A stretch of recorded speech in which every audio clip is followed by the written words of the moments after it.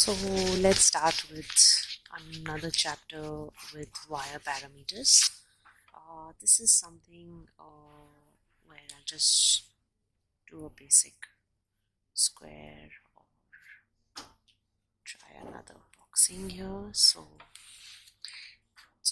what we can do is, based on that, if I want to change this height and this height, or change this length and change this length to the same thing, for example, or even just increase or like change, like for these two blocks, to just change the entire parameter. So I will select this, right click, and there's something called as wire parameters. I will click the object, I'll go right click, and I'll go to wire parameters. There's something called as transform an object. Now transform is something where you do the positioning, the rotate and the scale, but in objects you can change the length, width, height, width segments, length segments, height segments. We will not be touching the width segments, length segments and height segments because I haven't given any segment as such.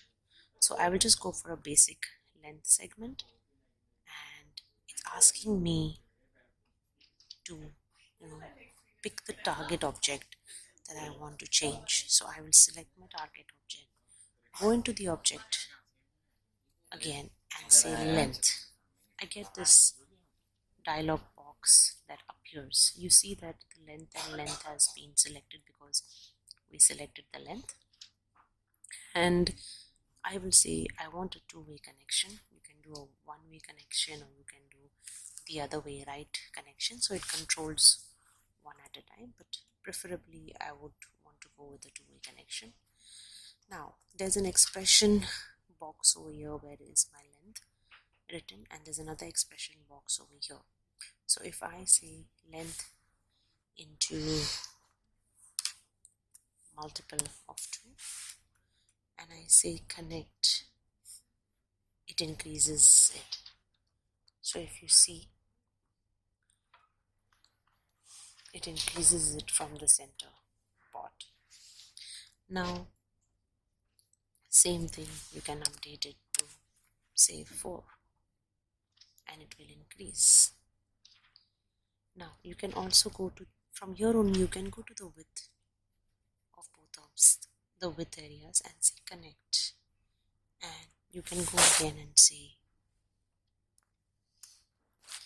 increase it by 2 and say connect. So if you see, it's multiplying by 2. Now this actually helps in for any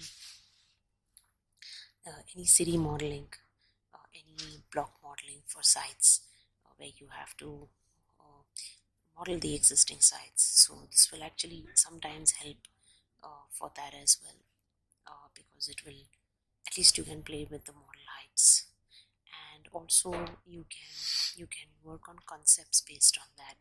So if you can create some massing where you want to create one block, increase it into twice the size and show it in animation or something, I think this is something which will be quite useful.